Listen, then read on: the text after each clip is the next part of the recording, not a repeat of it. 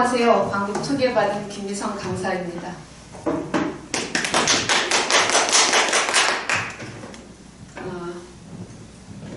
오늘은 시문학에 대해서 이제 강의를 어떻게 제가 진행을 하는지 말씀을 드릴게요.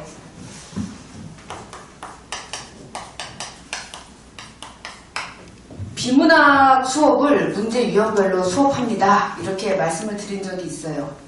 근데 시문학도 문제 유형별로 수업합니다. 그래서 첫 번째 문제가 시어, 기억에서 미음에 대한 이해. 이 문제 어머님들 애들 시험지 보시면 내신에서도 맨날 나오는 문제이고 또 수능에서도 맨날 나오는 문제예요. 모의고사 볼 때도 그렇고요. 이게 첫 번째 문제로 출제가 되고요. 자, 두 번째는 표현상의 특징이에요. 자, 표현상 특징 문제. 근데 이 문제는 실제 수능이나 모의고사에서는 가와 나의 공통점으로 알맞은 것은 이렇게 나옵니다. 그래서 제가 또 이제 내신에서는 표현상의 특징이라고 직접 나오기도 하고요. 자, 그 다음에 세 번째는 문학의 고기 문제입니다. 그래서 시는 이 세 문제예요. 이 범주를 벗어나는 문제는 없습니다. 그래서 수업을 할 때 이거 1차 시예요. 이 문제를 풀기 위해서. 사실 이 시어 기억에서 미음에 대한 이해 문제는요. 주제로 푸는 문제예요. 그래서 시는 한 편의 시를 통해서 시적 화자가 내지는 작가가 시적 화자를 통해서 드러내고자 하는 것, 그게 바로 주제이죠. 그런데 이 한 편의 시는 매우 짧단 말이죠. 그래서 사실 이 주제 형상화에 기여하지 않는 시어는 없습니다. 그러니까 모든 시어에 이렇게 밑줄을 쳐놓고 이것의 의미가 뭐냐라고 했을 때 이게 단계가 있어요. 근데 최종 단계는 모두 어디로 통하느냐? 바로 주제 형상화와 통합니다. 그래서 주제를 먼저 파악해야겠죠? 그래서 이 시간에 하는 게 첫 번째 주제 파악하기.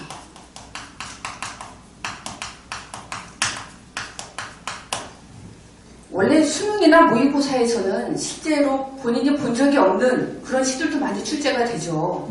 그런데 처음 보는 작품이라 할지라도 이거에 대한 주제를 파악해냈다면 우리 옛날에 공부할 때도 주제가 뭔지 알았다. 그럼 시가 술술술술 읽히잖아요. 그 주제 내에서 똑같습니다. 그래서 주제를 어떻게 파악하는가, 이게 시에서 주제를 파악하는 방법은 딱 두 가지예요. 그래서 이 두 가지 방법을 통해, 두 가지는 모두 다시 이제 첫 번째에 대한 첫 번째 파악하기 방법, 제가 이걸 자세히 설명을 하게 되면 이게 이제 수업이 돼서 자세히는 설명을 못 드리고, 그래서 첫 번째 파악하는 방법, 두 번째 파악하는 방법 하고 났다면 요거를 적용을 해야겠죠, 시어에다가.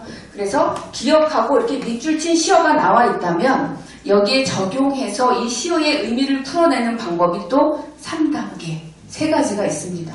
이거 뭐 이미 공식적으로 나와 있는 거예요. 이것을 벗어날 수는 없어요. 그래서 우리가 시를 그렇게 논리적으로 드라이하게 접근해도 되나요? 아니요. 논리적으로 드라이하게 접근을 해야만 되는 게 사실은 시문학을 푸는 방법이에요. 그래서 시문학을 푸는 방법이 본인이 나는 시를 읽고 여러 가지 다양한 감정을 느끼는데, 근데 이것은 국어 문제가 아니고 그냥 문학 시간에 내가 어떤 감상을 하는 그 교양과 그다음에 정서를 풍부히 하겠다, 이런 데는 가능하지만 실제 5문제 중에 모두 네가 서로 다른 감정을 느끼는 걸 모두 인정을 하게 된다면 5문항이 사실은 다 맞을 수 있지 않을까요? 네. 그래서 이미 시를 감상하는 틀을 아이들한테 제시를 해주고 학교 과정, 그 수업 과정에서 배우도록 한 다음에 그 다음에 이 틀에 맞춰서 얘가 작품을 감상할 수 있느냐, 이걸 보는 게 바로 첫 번째 문제입니다. 자, 그 다음에 나머지도 마찬가지죠. 이렇게 세 문제가 몽땅 그런 틀을 주는 거예요. 그래서 첫 번째는 이렇게 주제로 푸는 문제라고 한다면, 두 번째 표현상의 특징 문제는 이거는 개념으로 푸는 문제예요. 어떤 개념이 되느냐? 첫 번째, 시에 있어서 음악적인 요소를 운율이라고 합니다. 그 다음에 두 번째, 미술적인 요소 내지는 회화적인 요소라고 하죠. 전문적으로는 회화적 요소라고 하는데 그게 바로 심상이라고 하는 거예요. 이 심상은 다른 말로 이미지 이렇게 얘기를 하죠. 자, 세 번째는 시를 써 내려가는 순서라고 하는 게 있어요. 이것이 바로 시상 전개 방식입니다. 자, 그 다음에 마지막이 뭐냐면 아까 주제라고 하는 걸 말씀드렸는데 이 한 편의 시를 통해서 이 주제를 효과적으로 형상화시키기 위한 여러 가지 표현 방법이라고 하는 게 네 번째 표현 방법. 그럼 이것은 다른 말로 뭐라고도 하느냐? 수사법이라고 합니다. 영어로는 레토릭 뭐 이렇게 얘기합니다. 이게 수사법. 이게 모두 다 뭐를 향해 있느냐 하면요. 아까 얘기했던 주제를 효과적으로 형상화하기 위한 방법들. 그게 바로 표현창의 특징이에요. 근데 제가 이것을 어떻게 수업하느냐. 아이들한테 요거 고등학교 1학년 때부터 3학년 때까지 배우는 게 사실은 시에 있어서의 표현상의 특징은 엄청나게 많거든요. 근데 요거 두 번째 시간에 저 다 정리합니다. 왜냐하면 지금 방금 말씀드렸듯이 4개의 표현 방법이 있고 이거를 마치 마인드맵처럼 하나의 기준을 정해놓고 그것을 확장해 나가는 방식으로 수업을 하기 때문에 우리 그렇게 얘기하죠. 이해를 하면 절반에 압니다. 이해시키는 수업이에요. 그래서 운율 형성의 방법은 하나밖에 없어. 그럼 애들이 웅성웅성해요. 뭐 됐다 마는데 맨날 그거 외웠는데 맨날 시에서 찾느냐고 어려웠는데 근데 하나밖에 없습니다. 근데 그거를 제가 이제 내기하죠. 이거 맞추면 500원. 그런데 한 친구는 거의 맞춰요. 한 반에서 한 친구 정도는. 그 운율 형성 방법은 하나예요. 반복. 뭐가 됐든 반복이 되면 운율 형성 요소가 됩니다. 그래서 이 반복을 가장 작은 단위부터 이렇게 키워나가는 거예요. 그래서 가장 작은 단위의 반복이 운의 반복이거든요. 우리 학교 때 공부하실 때 미음, 니은, 리을, 이응 이런 울림소리의 반복을 하면 밝고 경쾌한 느낌을 준다. 운율감을 준다. 이렇게 얘기를 합니다. 그래서 그 가장 작은 단위의 울림소리부터 시작해가지고 두 번째는 시어의 반복, 세 번째는 시구의 반복. 근데 애들 보세요. 여기서 좀 막혀요. 왜냐하면 시구라고 하는 것은 시에 쓰인 어구거든요. 이렇게 설명을 했으면 애들이 또 물어요. 어구는 뭐예요, 선생님? 그래서 어구는 2어절 이상이야. 그래서 이 어절 정도는 아이들이 모두 압니다. 띄어쓰기를 한 묶음을 두 개가 모였다면 이게 어구가 되는 거예요. 그럼 시에서 띄어쓰기를 한 요 두 개의 묶음이 모였다면 그때부터는 다 시구가 됩니다. 그래서 이런 것들이 동일한 문장 구조의 방법, 반복, 그 다음에 최근에 와가지고는 통사구조라는 말을 많이 사용해요. 그래서 유사한 통사구조의 반복. 근데 이때 동일한 거하고 유사한 거하고 또 다릅니다. 그러니까 이것을 정확하게 구분하는 것을 실제 시에다가 적용을 시키는 거죠.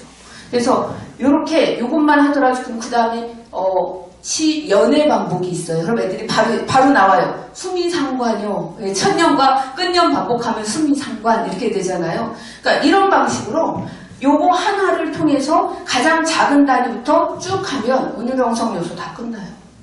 그러니까 그런 방식으로 심상도 마찬가지죠. 그 다음에 시상전개 방식, 표현 방법에 대해서도 완전히 처음부터 끝까지 한 실판이면 모두 정리가 됩니다. 그리고 이것은 그 시간에 제가 어떤 것은 아예 백지 테스트까지 봅니다. 그래야 아이들 머릿속에 완전히 입력이 되거든요. 그게 두 번째 시간이에요. 그리고 이 세 번째 같은 경우 이거 원리로 푸는 수업이에요. 원리. 제가 왜 제 국어 전체적인 이름을 개념 원리 국어 이렇게 했느냐 하면 실제로 1번부터 45번까지 각각의 영역에 필요한 개념을 모두 숙지한 후 그 원리라고 하는 것은 동일하게 적용되는 원리가 있어요. 그래서 이 원리로 풉니다 라고 해서 개념 원리 국어라고 하거든요. 시문학만 하더라도 벌써 이것은 개념을 숙지해야 되는 것, 그 다음에 세 번째 보기 문제는 원리라고 하는 것을 알아야 되는 것, 이렇게 나오죠. 그래서 보기 문제를 잠시 말씀을 드릴게요.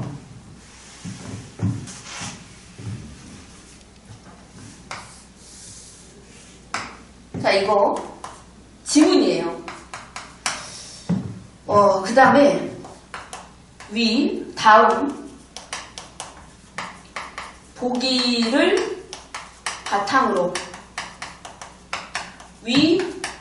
작품을 감상하는 것으로 적절하지 않은 것은, 그래서 여기까지를 발문이라고 합니다. 자, 그 다음에 나오는 얘는 보기예요. 이 보기에 여러 가지 개념이 나와요. 그래서 그 개념을 편의상 A, B, C, D, E 이렇게 놓을게요. 각각의 개념어들의 밑줄을 쳤다고 생각을 하세요. 자, 그 다음에 동그라미 1, 2, 3, 4, 5 선택지 나옵니다. 그래서 얘가 지문, 얘가 발문, 그 다음에 얘가 보기, 얘가 선택지예요. 그런데 문학 문제 15문항 중에 4문항은 반드시 보기 문제입니다. 그리고 이 4개의 문항은요, 시, 소설, 수필, 희곡, 고전시, 고전소설 모두 똑같은 동일한 원리로 구성되어 있습니다. 그래서 그럼 어떻게 구성이 되어 있느냐? 바로 지문과 시에 대한 그 어떤 배경 지식도 필요가 없어요. 나와 있는 지문의 내용과 그 다음에 발문과 그 다음에 보기와 선택지 4가지의 논리적 관계만으로 반드시 답이 나올 수 있게 구성이 됩니다. 그래서 제가 요 문제를 하고 나면 애들이 보통은 보기 문제가 여기 맨 끝에 뭐라고 돼 있냐면요, 3점 이렇게 돼 있어요. 제일 어려워서. 근데 이 제일 어려운 문제를 4개, 4, 3, 12, 12점을 더 이상 놓치지 않을 수 있게 하는 게 사실은 이 수업대예요. 세 번째 수업을 하는데요. 자, 이거 아까 말씀드렸듯이 문학에 있는 모든 보기 문제가 동일한 원리로 돼 있어요. 그럼 어떤 원리로 돼 있느냐? 여기가 선택지라고 말씀드렸잖아요. 선택지 구성은 언제나 지문의 내용이 앞에 있어요. 지문에서 기역이나 니은 이렇게 밑줄이 그어져 있거나 지문의 내용을 여튼 언급하게 돼 있습니다. 여기에서. 그럼 지문의 기역이라고 하는 내용은 보기에 있는 A라는 개념으로 감상해야 되겠군 이라고 한다면 얘는 맞는 거죠. 왜냐하면 이 보기 문제의 유일한 조건은 다음 보기를 바탕으로, 얘 개념을 바탕으로 위에 있는 지문을 감상하시오라는 거였어요. 그렇죠? 그렇기 때문에 여기서 보기에 있는 A를 바탕으로 지문에 있는 기억을 감상했기 때문에 1차적인 조건을 만족하는 거예요. 근데 만약에 여기에서 A, B, C, D, F라고 했다면 보기에 나와 있는 개념이 아닌 완전히 다른 개념으로 얘를 감상했다면 얘는 오답이 되죠. 네. 그래서 이게 첫 번째 이게 1단계예요. 얘도 1단계, 2단계, 3단계 있어요. 그래서 1단계가 여기하고 보기의 내용을 견주어 볼 것. 두 번째는 바로 이 지문의 내용을 그대로 얘가 가져왔는지 틀리게 가져왔는지. 지문의 내용과 달라지는 경우가 있습니다. 그래서 두 번째 2단계가 여기를 살펴보는 거예요. 그 다음에 3단계는 뭐냐면 얘도 맞고 얘도 맞는 것 같은데 얘도 그대로 가져오고 얘도 여기 보기의 내용으로 감상을 했는데 앞에 있는 것이 뒤에 있는 내용을 충족시킬 때가 있고 충족시키지 못할 때가 있습니다. 그러니까 충족시키지 못한다고 한다면 보기를 바탕으로 작품을 감상하지 못한 것에 답이 되는 거죠. 네, 이게 3단계예요. 근데 이것을 또 이러한 문제를 구성할 때 그럼 오답을 어떤 방식으로 내나요? 네, 그러니까 얘를 이쪽으로 가져올 때도 어떤 방식으로 이걸 틀리게 가져옵니까? 라고 궁금하시잖아요. 그래서 오답 구성의 원리.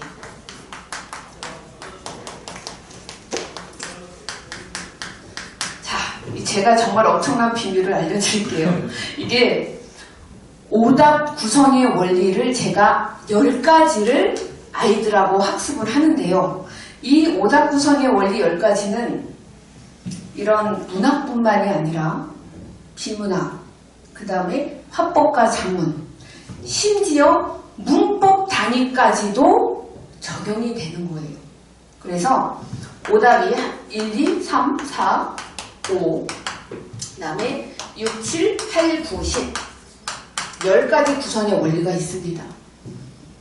그런데 여기에서는 난이도가 제일 작은 것, 요거 하나만 알려드릴게요. 요거는 단순 불일치 문제예요. 그냥 읽기만 해도 이거 틀렸는데요? 위에 지문 내용하고 완전히 다른데요? 이거 단순 불일치. 근데 이 문제 같은 경우에는 사실은 누구나 다 맞추는 문제. 마킹 실수만 하지 않는다면 누구나 다 맞추는 문제라서 이게 의미가 없어요, 사실. 그런데 요 2, 3, 4, 5 여기 이게 제가 놔둔 여기는요 중난도 문제입니다. 그래서 드디어 틀리기 시작하는 문제예요. 드디어 틀리기 시작하는 문제. 그 다음에 여기부터 6번부터 해가지고는 최고 난도 문제예요. 얘는 맞는 친구들이 훨씬 적은 문제. 여기에서 사실은 1등급 하나 틀리거나 2개 틀린 친구들은 사실 여기에서 틀리게 되는 거예요.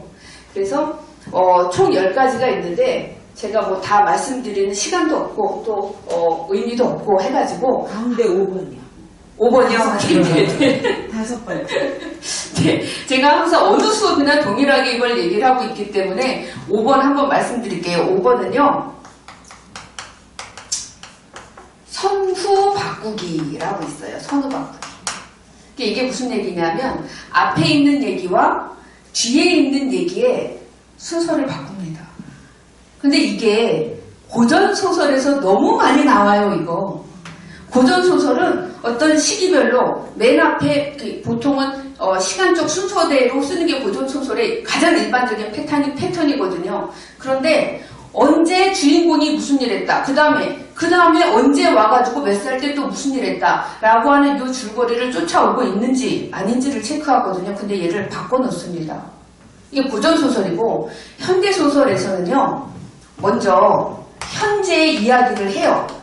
지문에서. 근데 그 밑에 중략이라고 하는 게 정말 많이 나오거든요. 근데 중략하고 난 다음에 과거 회상으로 들어가는 경우가 많아요. 입체적이라서 현재 얘기하다가 현재의 사건과 관련되어 있는 과거의 이야기로 가야 되거든요. 근데 그 과거의 이야기를 밑에 얘기하는데 선택지에서는 이 행동을, 여기에 나온 행동이 무엇인가 있겠죠. 했던 주인공이 이렇게 한 것은 하면서 주제와 긴밀한 얘기를 뒤에다가 적어놓으면 우리 친구들은 뭐에 중점을 두느냐? 뒷부분에 중점을 둬서 이거 의심하지 않습니다. 사실은 일의 순서는 어떻게 된 거죠? 옛날에 이 행동을 하고 지금 이 행동을 하는 게 시간적 순서로 맞는 거죠. 이게 이제 선호 바꾸기인데요. 이거 하나만 더 해드릴게요. 자, 요거를 최고 난도, 고난도로 만약에 냈다. 그러면 지문에서는 선후의 관계에 있는 것을 선택지에 가서 1, 2, 3, 4, 5 선택지에 가서 인과의 관계로 엮어주는 경우가 있어요. 그러니까 이렇게 간단하게 말씀드리면 선후관계라고 하는 것은 까마귀가 날았다. 그 후에 배가 떨어졌다. 지문 내용입니다. 근데 이거를 선택지에 가가지고 어떻게 엮어놓냐 하면 까마귀가 날았기 때문에 배가 떨어진 것이다. 그러면 설득됩니다. 아, 이게 앞에 까마귀 날았지, 뒤에 배 떨어졌지, 맞나 보다. 이렇게 됩니다. 더군다나 지문에 있는 내용 그대로 가지고 그 단어들을 그대로 가지고 왔잖아요. 그러니까 그런 것들에서 못 맞추는 친구들이 너무 많아지는 거예요. 그래서 요것을 몽땅 해가지고 10가지까지를 하게 되면 이게 바로 수능의 1번부터 45번까지를 관통하는 오답의 원리예요. 근데 그거를 문학에서 이런 문제에서도 여기에서 얘를 가지고 내려올 때 이 10가지 중에 하나를 적용합니다. 오답을 내려고 할 때. 또는 여기에서 이쪽으로 충족시키는지 못 시키는지 할 때도 이것을 적용하며 얘에서 얘한테 올 때도 이것을 적용합니다. 그러니까 이거 너무 많이 말씀드리는데 이 9번이 뭐냐면요. 위 지문에서 언급하지 않았는데 선택지에 가가지고 언급하는 내용이에요. 마지막으로 말씀을 드릴게요. 여기에 전쟁소설은 전쟁의 비극성을 다각도로 드러낸다. 이게 어제 시험 문제에 나온 보기 문장입니다. 근데 여기서 이 전쟁이 사실은 인간에게 있어서는 가장 커다란 폭력이잖아요. 근데 여기에 폭력에 희생되는 사람의 이야기를 그리고 있다. 이렇게 얘기했어요. 근데 여기 5번에서, 위에다 갈까요? 자, 이쯤 2번에서 폭력에 희생하던 사람이 저항하게 되는 이야기이다. 라고. 폭력에 희생되던 자의 저항을 그리고 있다. 근데 지문에서 언급은 희생에서 끝났습니다. 근데 애들은 뭐라고 하느냐 하면, 선생님, 부당한 폭력에 희생당하던 사람들이 힘을 모아서 연대를 해서 저항하는 얘기 많지 않나요? 많지. 많아요. 영화를 많이 봤구나. 대부분의 영화가 속 펑 뚫리는 영화가 그런 것들이잖아요. 그런데 그거는 영화고 시간성을 부여해버린 거죠. 이 친구가 지금 시험 문제 풀다가 영화 찍기 시작한 거예요. 그래서 그런데 보기를 바탕으로 하라고 했는데 보기에서는 희생까지만 언급했는데 왜 여기서 갑자기 언급하지 않은 저항을 얘기하느냐. 이 문제가 제가 지금 말씀드린 문제가 수능 기출 문제예요. 그래서 이호철의 나상이라고 하는 그 소설이 있어요.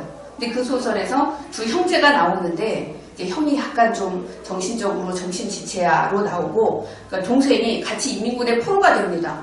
그런데 형의 입장에서 자기가 다리를 다쳐서 자꾸 포로 이송 대열을 잘 못 쫓아가니까 자꾸 인민군들이 수군대는 거예요. 자기 보고. 그러니까 이 약간 좀 정신적으로 지체가 돼 있는 이 형조차도 자기에게 닥쳐오는 그 위기감을 느끼는 거예요. 내가 죽을 수도 있겠다. 그러니까 동생한테 계속 이제 다짐을 시켜줘요. 나한테 무슨 일이 생겨도 절대 나를 아는 척하면 안 된다. 이 얘기를 반복적으로 합니다. 그래서 그 형이 실제로 총에 맞아 죽었고 동생은 아무런 표현을 못해요.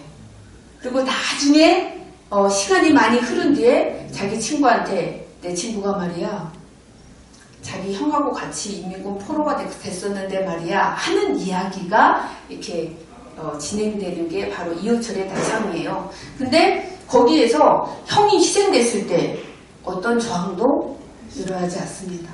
벌써 끝났어요. 근데 이 친구가 본인의 소망을 이 정답에 반영한 거죠. 네. 그래서 참 내용은 안타깝지만 그때 이렇게 보기나 지문에서 언급하지 않은 내용을 여기서 언급하고 있다면 얘는 오답의 원리에 속합니다. 재밌어요. 네. 그래서 요 문학을 한번 하고 나면 갑자기 제가요 그 이전에 이제 비문학을 먼저 수강했던 친구들이 선생님 비문학 수업 듣는 것 같아요. 이렇게 얘기를 해요. 근데 보기 문제는요. 사실 여기에 나오는 해제 자체가 이 시는 6.25 전쟁을 배경으로 해가지고 사실은 어떤 비평이나 뭐 해제나 이런 거에 해당합니다. 그러니까 얘는 문학은 아니죠. 비문학 맞죠. 그래서 근데 나머지 문제조차도 이 오답의 원리에 모두 적용을 받습니다. 그래서 한 영역을 끝내고 나서 다음 영역으로 들어갈 때 그 영역에 필요한 개념은 반드시 숙지를 시키지만 그 원리 수업을 할 때는 이전 영역에서 배웠던 걸 다시 한번 환기하고 또 한 번 적용하고 또 다른 수업을 할 때 또 한 번 적용하고 이런 과정을 계속 거치게 됩니다. 그래서 아이들이 저하고 문학 수업을 받고 나서 훨씬 더 좀 명확해졌어요. 예전에는 불만이 많았죠. 왜 문학 수업은 뭐 귀에 걸면 귀걸이, 코에 걸면 코걸이 이렇게 해석되기도 한다 그러고 저렇게 해석되기도 한다 그러고 근데 그렇지 않습니다. 명확하게 그 근거가 있는 답을 찾아내게 하는 게 문학시험의 핵심이에요.